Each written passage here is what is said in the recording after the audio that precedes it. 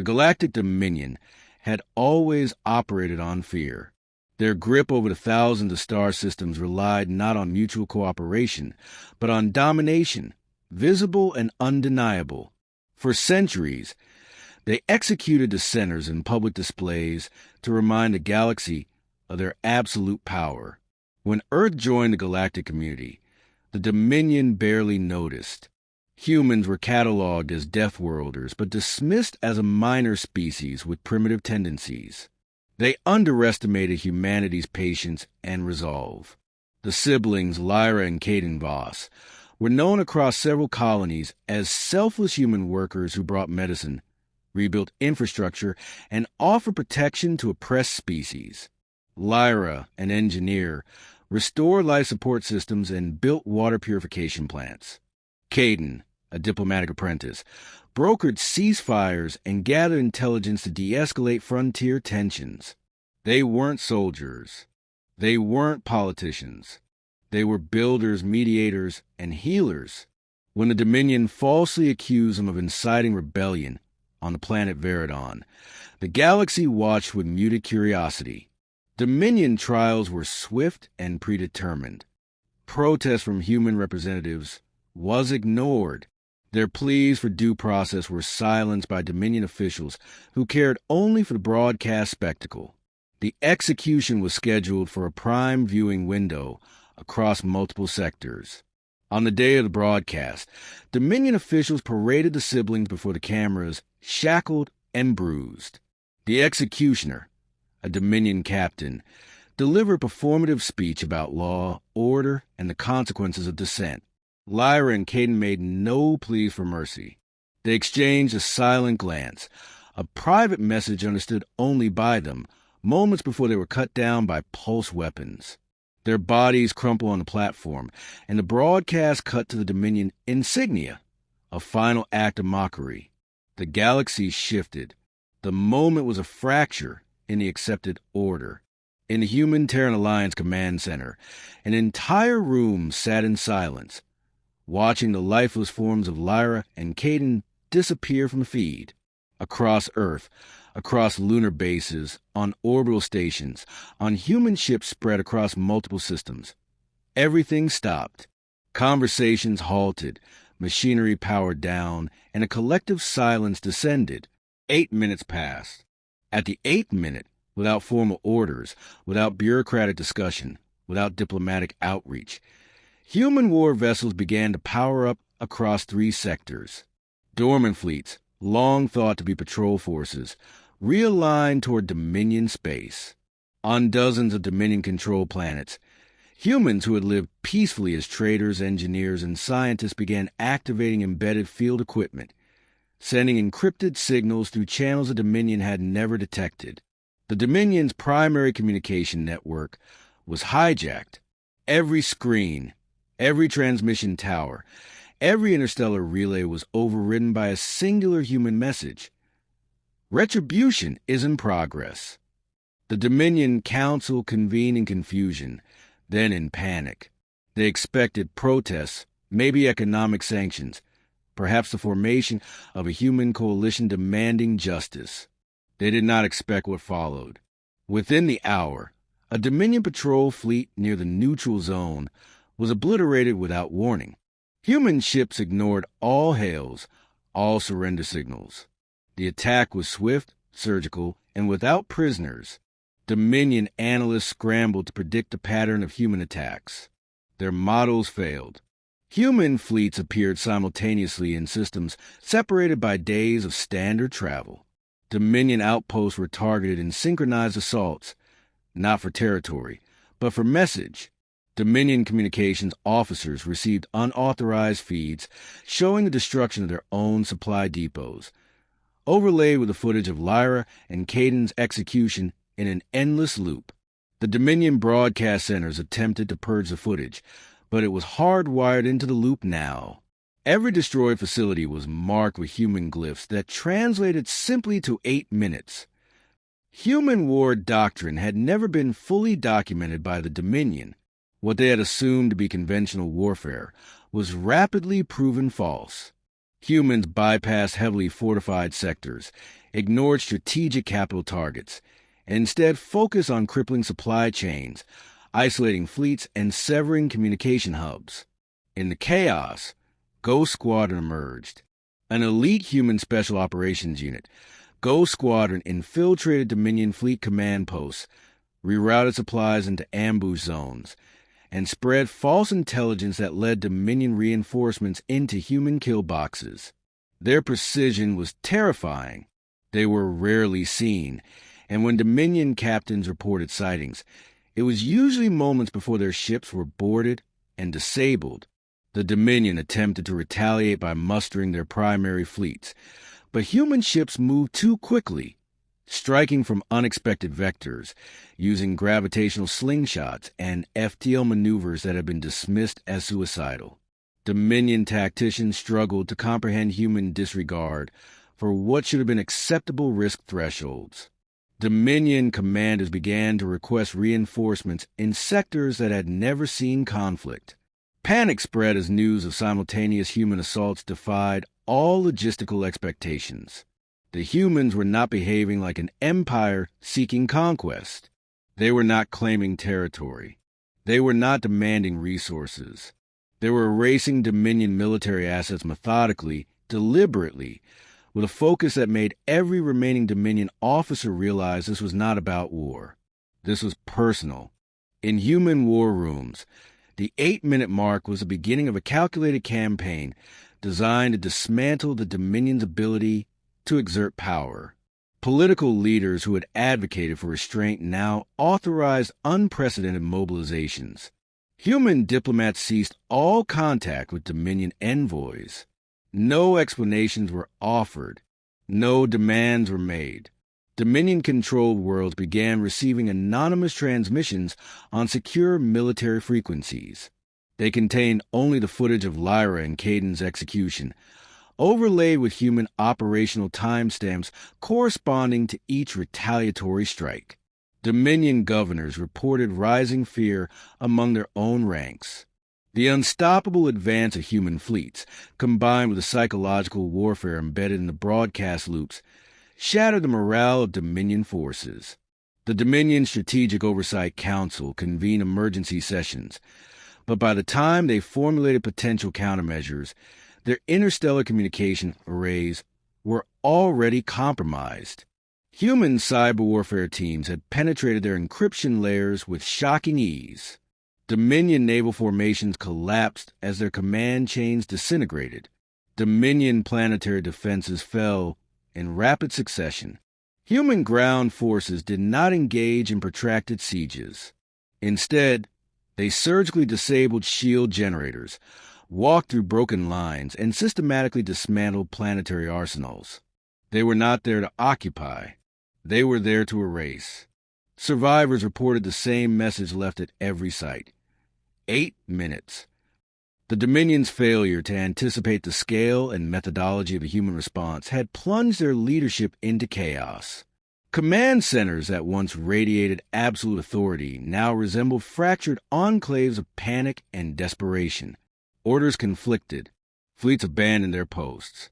Communications between sectors became sporadic and untrustworthy as human cyber warfare units embedded false directives into Dominion channels. The humans did not pause. Every moment was measured.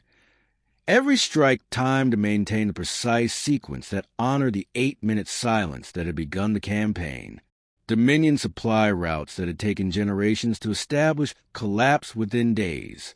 Human forces moved with frightening efficiency, operating under decentralized command structures that the Dominion could not predict or suppress.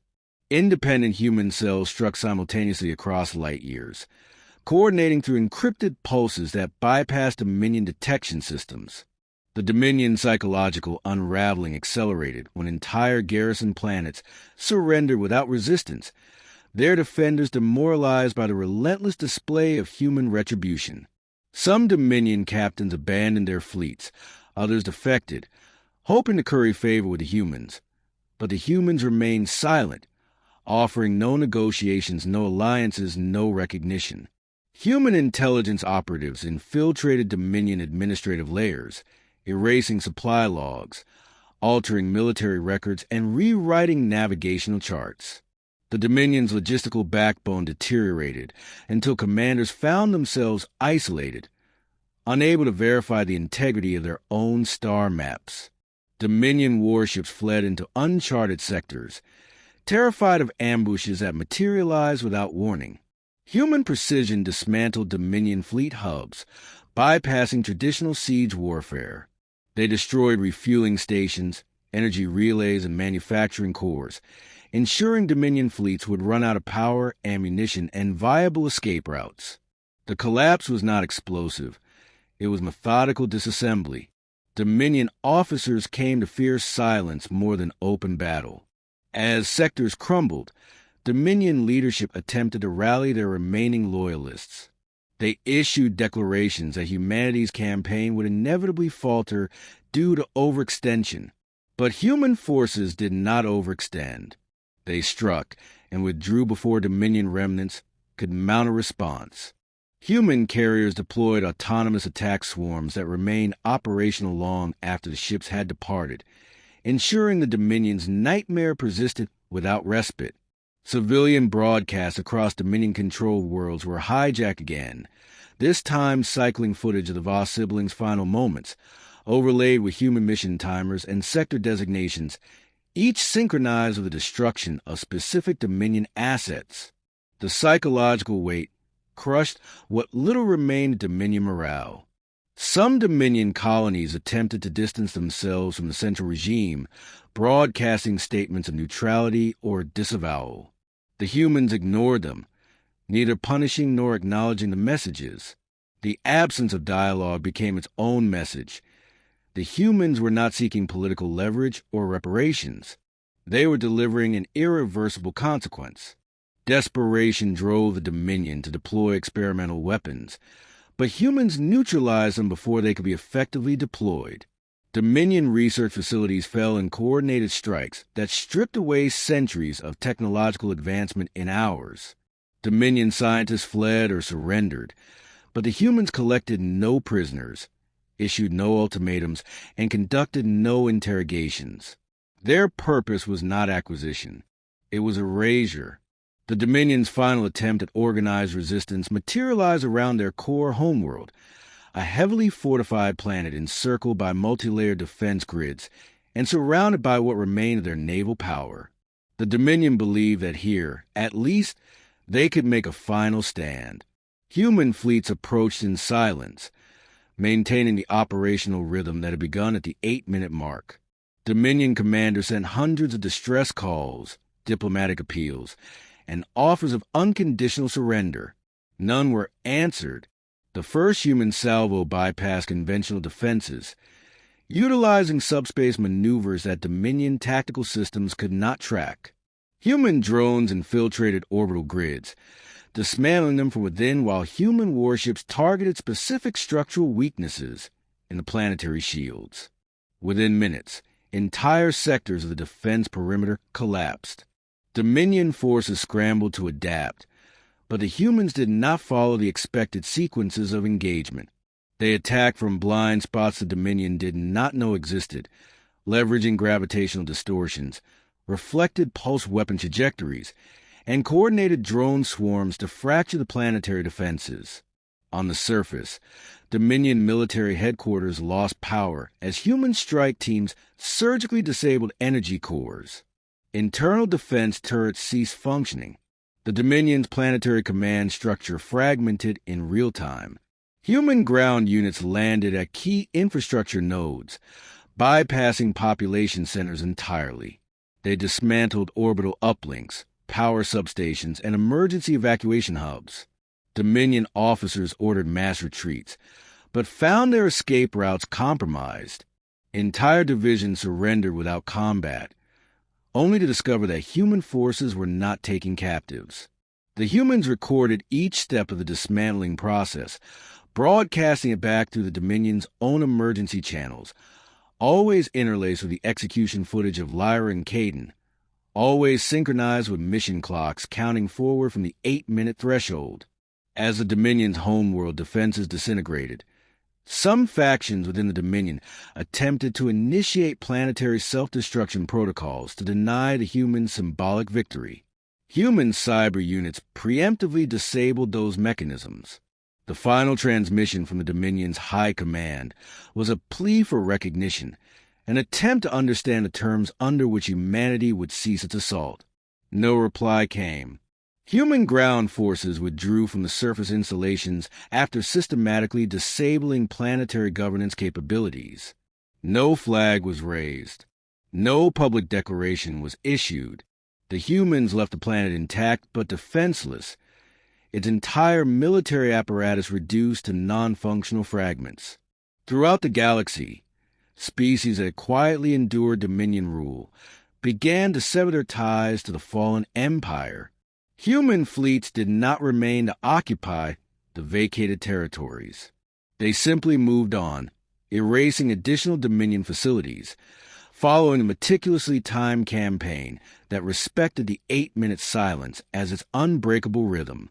Human historians and tacticians would later describe the campaign as an operational singularity, a phenomenon in which an entire civilization was dismantled without formal declaration, without negotiations, without territorial ambitions. Dominion propaganda channels, which had once showcased executions as a symbol of dominance, now played endless loops of their own collapse, punctuated by the image of 2 young humans whose deaths had altered the trajectory of galactic power. The Dominion's galactic infrastructure lay in ruin, their influence reduced to fragmented territories and scattered loyalist enclaves. Yet the humans continued. They operated with the same cold precision, erasing outposts, deleting data cores, and neutralizing all remnants of Dominion authority. Every strike obeyed the tempo set from the beginning. The silent countdown initiated the moment Lyra and Caden had fallen. Dominion analysts, desperate to find patterns, discovered that the sequence of human strikes did not conform to strategic priorities. Instead, the targets aligned with personal data extracted from Dominion archives. They were eliminating nodes connected to those who had authorized, participated in, or even spectated the siblings' execution.